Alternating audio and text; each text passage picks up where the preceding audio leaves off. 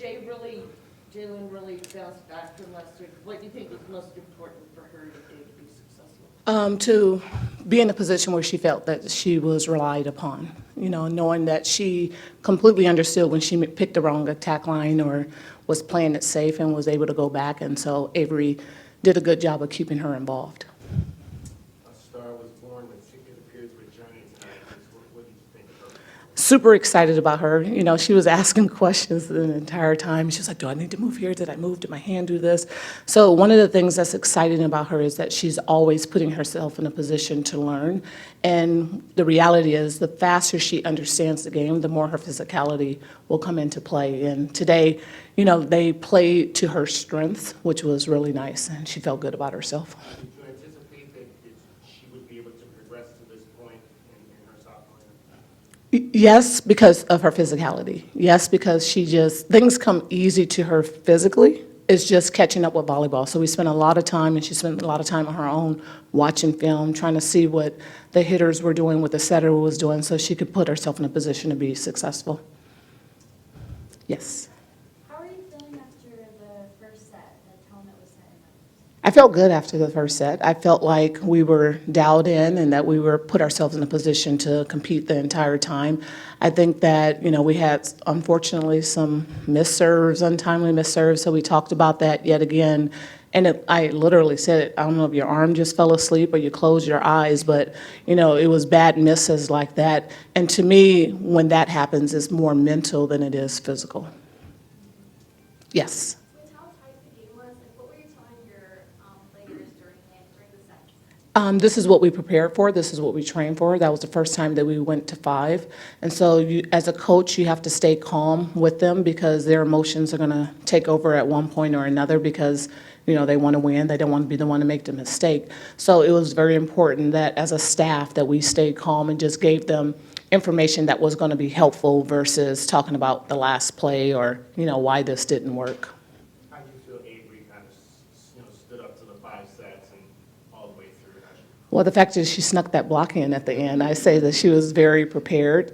Avery is just a great competitor. She always wants to win, and she set a clean match tonight. I don't really remember what the overall attack percentage was, but I thought she set a clean match. There were some times she made some bad decisions in terms of not going to the person she should have. However, she stayed with it and grinded through, and that's what you would expect from someone that competes like she does. So it's the first ranked win of your head coaching tenure and the first one for the program since 2022 against Washington.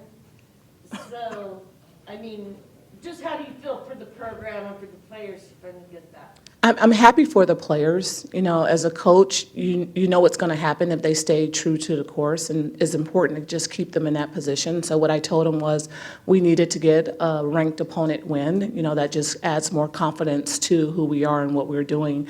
But you enjoy it for the rest of the night. People are going to say something to you tomorrow, but it's like we're ready for the next match. No match is more important. So whether it's a ranked opponent, but even Utah's receiving votes. So, it's going to be a tough match on Friday as well. So this kind of the match overall kind of reminded me of the game against Washington State last year that also ended 3-2-3. But we lost. But you lost, right? So what can you say that one being a real close ranked loss compared, what have you learned now? That match hurt a lot because we were in it the entire time, and then all of a sudden we were unfamiliar in areas and we didn't know how to fight through. And because we weren't successful a lot going into that match, even though we went in thinking we could do it, we just weren't prepared for it. And I think that as a result of the players going through that and adding the players that we have, the new players, that the mindset has shifted. I think as a staff, we're better. I think I probably lost my mind a little bit last year, let's be honest. Whereas this year, I'm making sure that the attention's not on me or my face, because I tend to say everything with my face. Yes. With Arizona beating a number 20 ranked team, what does Arizona have that BYU does I think our fans did a great job today. I thought the energy was really good. I thought that, just looking out, knowing that everyone is pulling for you except for that big block because BYU travels with a good pack. I think that it gives us confidence going into our next match that we play, but we know it's going to be a dogfight when we go up there because their crowd is rowdy. And then you made the change with Jordan in the back row, and it seemed like early in the match, she was really on, a little bit less efficient later, but how did you feel overall about how the change affected her game? It took some pressure off of her. It allowed her to be in a position to be able to score and do what she needed to do. And we'll still continue to work her being in the back row and things of that nature, but we needed to be able to relieve some of the stress that she's under. I've said it and I'll continue to say it. It's hard to be a 6 rotation player if you've never done it before. It's hard knowing that every ball is going to come to you and you have to pass it well and you still have to be able to go up there and score. It's a lot. Which is why it makes Carly so good, is because that's all she's ever done. It's like, okay, second nature for her. Yes. How do you think the energy at McHale affects your team versus when you're away?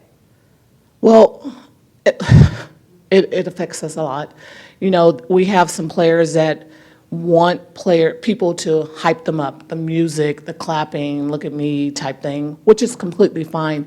And it was interesting because during our serve and pass, we didn't have any music, and then when they gave us music, I was irritated. I was like, please turn this off. I don't know what's going on right now. And so I said, we have to be better at giving our own energy. We have to be better at knowing what it takes. And that was a conversation we had this morning during our scout. And I was telling them, I said, you have to know what it takes for you to be your best. For me, I have to get up extra early. I am up an hour before I walk out of my house, no matter what time I walk out of my house, because I know that I need that time to get myself together. And so we talked about that with the team as well. So if it's, Sydney, she needs her Dutch bros, it's, whatever it is, you have to know yourself well enough. She probably gonna get me for saying that, but you have to know yourself well enough to know what it takes for you to be ready to go, where you're not just relying on the crowd. But that's one of the advantages of being at home. Anything else? Yes. What's the biggest piece of advice you give the team going into Friday's match against Utah? Don't allow today to dictate how you become on Friday. You can't tell I thought about that. Anything else? Is it weird at all playing a Friday afternoon match? That's kind of different. I can honestly say I don't recall doing it, except when we have preseason tournaments. So we used to play that 10 o'clock in the morning match. I think that we'll be fine. I mean, I don't know that I would necessarily want that on the road, but at home, it's fine.